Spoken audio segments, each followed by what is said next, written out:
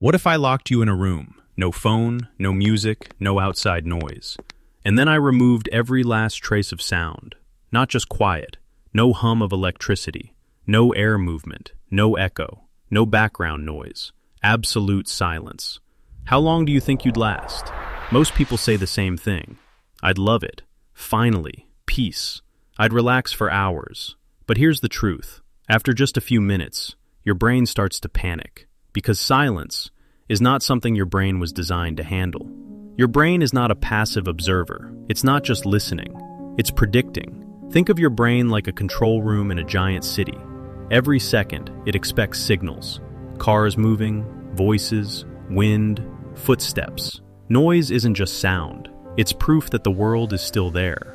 So when you remove all sound, you don't give your brain peace. You remove its confirmation that reality exists. At first, it feels calming, like stepping into a thick fog. Soft, still, safe. Your breathing slows, your body relaxes. You think, this is nice. But then something subtle happens. You start noticing things, tiny things. Your heartbeat, not as a feeling, but as a sound. Thump, thump, thump, louder than it should be. Then your breathing, inhale, exhale. It starts to sound mechanical, like you're inside your own body. Because now, with no external input, your brain turns inward. And what it finds isn't silence. It's noise you were never meant to hear. Your blood moving, your joints shifting, your stomach digesting. Your body becomes a haunted house of internal sounds. And that's just the beginning. Because your brain still expects more. It keeps waiting. Where's the world? Where's the signal? Where's the proof? And when it doesn't get it, it does something terrifying. It starts to create its own. You hear something. At first, it's faint, a whisper. You freeze. Was that real? You listen harder. Nothing. Then again, a distant voice, a soft tone, a phantom sound. Your brain is now guessing, filling in the blanks, because silence is incomplete data, and the brain hates incomplete data. It would rather invent a reality than accept a void. So it starts building one, piece by piece, sound by sound. You're no longer listening to the world. You're listening to your brain, trying to survive. Time begins to stretch. Minutes feel longer. Because sound is one of the ways your brain measures time. No sound, no rhythm. No rhythm, no sense of flow. Time becomes sticky, unstable. You lose track. Was that 5 minutes or 30? Your thoughts get louder, not metaphorically, literally. Your inner voice becomes sharper, more aggressive, like someone speaking inside your skull. You try to distract yourself, but there's nowhere to go, no sound to anchor you, no external world to lean on, just you and your mind. And your mind is not a peaceful place, because here's something most people don't realize. Silence removes your ability to confirm what's real. Normally, sound acts like a second pair of eyes. You hear footsteps behind you. You turn. You hear a door close. You know someone's there. But in total silence, you lose that layer of perception. You become uncertain, paranoid. Did something move? Was that real? Or did I imagine it? Your brain starts questioning itself. And that's where things begin to break. Because the brain has a rule. If it can't detect reality, it will simulate one. And simulation doesn't come with a warning label. Your hallucinations get clearer. Not just sounds now, patterns, rhythms, maybe even voices you recognize. Your brain pulls from memory, reconstructs familiar tones, because familiar equals safe. But there's a problem. You know, deep down, none of it is real. And now you're trapped between two worlds, one with no sound, and one that your brain is fabricating. Which one do you trust? And this is the moment most people don't expect. The moment silence stops being peaceful and becomes terrifying. Because it's no longer empty. It's crowded. Crowded with things you can't control. And this is where the real danger begins. Not outside, inside. Because once your brain starts generating sound, it doesn't know how to stop. Remember, your brain is not built to detect truth. It's built to maintain stability. And right now, silence has destroyed that stability. So your brain escalates. At first, it was just whispers. Now, it becomes structure. You start hearing patterns, a rhythm, like footsteps, slow, deliberate, getting closer. You hold your breath, listen, nothing.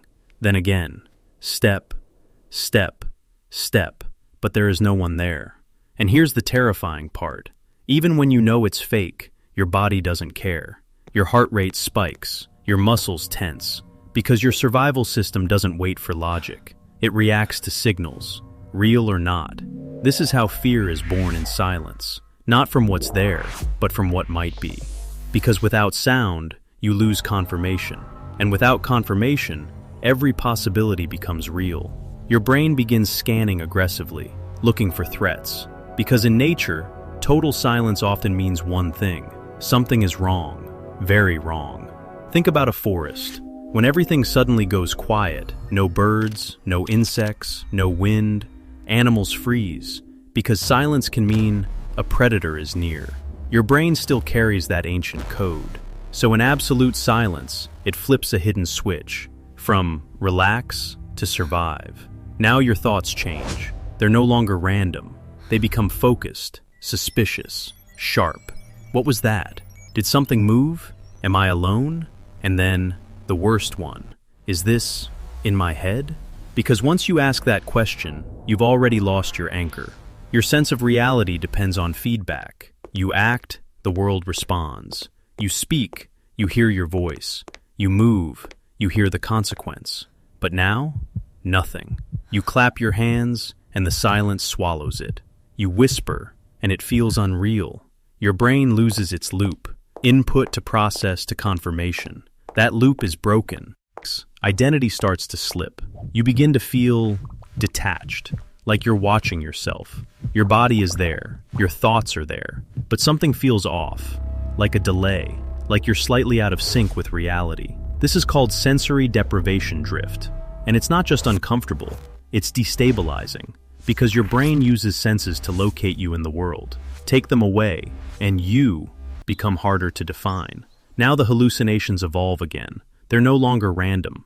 They become meaningful. Voices start forming words, not clearly, but enough. Fragments, your name, a sentence, something familiar. And here's the twist. Your brain is not trying to scare you. It's trying to help you. It's reconstructing the world, so you don't fall into nothingness. But the reconstruction is imperfect, glitchy, unstable, like a broken simulation. And this is where most people break. Not because of what they see, not because of what they hear, but because they can't trust their own mind anymore. Imagine this. You hear someone call your name. Clear, close. You turn. Nothing. Your brain says, that was real. Your logic says, no, it wasn't. Now you have two systems, fighting for control, and neither one backs down. This conflict creates something worse than fear, doubt. Because fear has direction. You know what you're afraid of. But doubt? Doubt has no target. It spreads into everything. Your thoughts, your perceptions, your identity. You start questioning everything. Did I hear that? Did I imagine that? Can I trust myself? And once you question your own perception, you're no longer standing on solid ground. You're floating. Time collapses even further. Without sound, there is no pacing, no structure, no before and after, just endless now. Your brain tries to organize it, fails, tries again, fails again, and every failure increases stress, because your brain hates one thing more than danger, uncertainty. And silence is pure uncertainty. No data, no signal, no confirmation, just a void. So it fills the void, louder, stronger, more aggressively. The voices become clearer, the sounds more detailed. At this point, you are no longer experiencing silence. You are experiencing your brain, running without limits. And here's the part no one tells you. The longer you stay, the more real it becomes, because repetition builds belief. The more you hear something, the more your brain accepts it as truth, even if it started as noise. So now, the question is no longer, is there sound? The question becomes, which sound is real? And that's the moment. Your brain crosses a line, from interpreting reality to generating it.